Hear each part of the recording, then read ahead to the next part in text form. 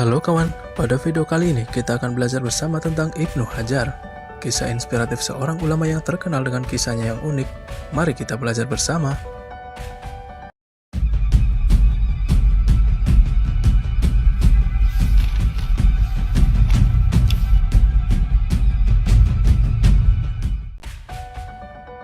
Madrasah, perpustakaan dan halaqah ilmu memasuki masa kejayaan pada akhir abad ke-8 dan pertengahan abad ke-9 Hijriah. Meskipun adanya guncangan sosial politik pada abad tersebut, para penguasa saat itu memberikan perhatian besar demi berkembangnya madrasah dan perpustakaan. Tak lupa, mereka juga memberikan motivasi dan dukungan kepada para ulama dengan jabatan. Perkembangan madrasah pada saat itu pula membuat nama seorang ulama Ibnu Hajar al-Asqalani populer. Walaupun pada masa sekolahnya ia dikenal tidak cukup pandai, akan tetapi bakat dan kesungguhannya dalam belajar mampu membuat beliau menjadi ulama besar pada masanya.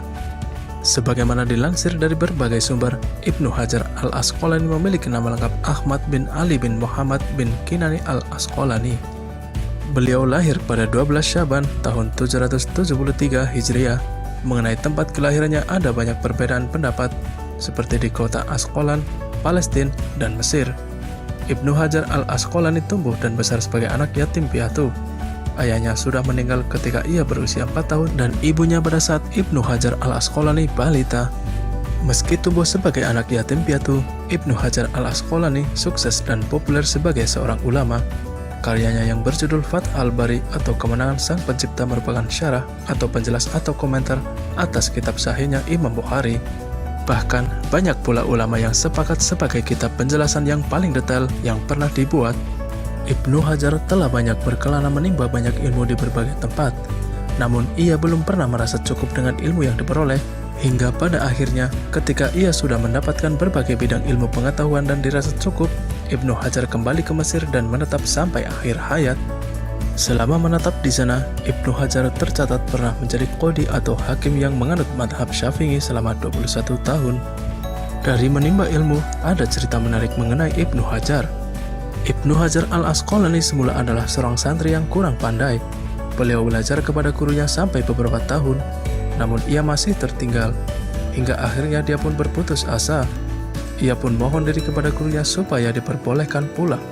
Dengan berat hati sang kiai memperbolehkan Ibnu Hajar pulang, akan tetapi beliau berpesan supaya jangan berhenti belajar sesampainya di rumah. Akhirnya Ibnu Hajar pulang ke rumahnya. Di tengah perjalanan hujan pun turun dengan lebat. Ia terpaksa berteduh dalam sebuah gua. Oleh karena hujan tak kunjung reda, ia pun memutuskan masuk lebih dalam ke gua sehingga dapat duduk-duduk di dalamnya. Pada saat itulah terdengar suara gemercik. Karena penasaran, ia mendatangi sumber suara tersebut. Ternyata sumber suara itu berasal dari gemercik air yang menetes pada sebongkah batu yang sangat besar.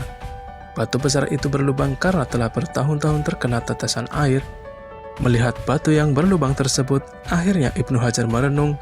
Ia berpikir batu yang besar dan keras ini lama-lama berlubang hanya karena tetesan air.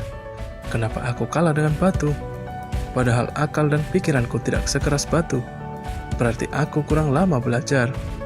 Setelah berpikiran demikian, akhirnya Ibnu Hajar tidak jadi pulang. Ia memutuskan untuk kembali ke madrasah. Semangatnya kembali tumbuh untuk belajar kepada gurunya. Akhirnya, Ibnu Hajar kembali ke madrasah. Ia ingin belajar lebih lama dan lebih tekun.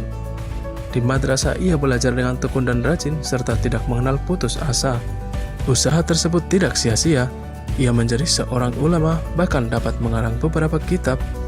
Dari asal mula cerita batu di dalam gua, kemudian beliau diberi nama Ibnu Hajar atau anak batu. Itulah sedikit kisah dari Ibnu Hajar al-Asqalani yang tumbuh dan besar menjadi ulama terpandang meski saat menjadi santri beliau tidak cukup pandai. Dari kisah ini, kita bisa belajar bahwa di dunia ini tidak ada orang bodoh, yang ada hanyalah sikap yang kurang rajin. Semoga dari kisah ini membuat kita untuk tetap semangat dan belajar sampai ajal menjemput. Semoga bermanfaat dan sampai jumpa di video berikutnya.